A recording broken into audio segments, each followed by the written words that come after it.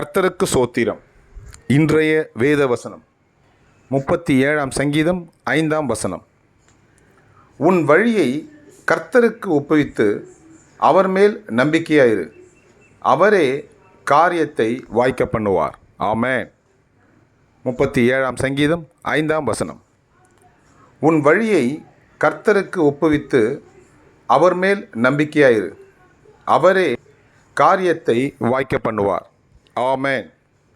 37ஆம் சங்கீதம் 5ஆம் வசனம். கர்த்தர் உங்களை ஆசீர்வதிப்பாராக, உங்களோடு கூட இருப்பாராக. ஆமென்.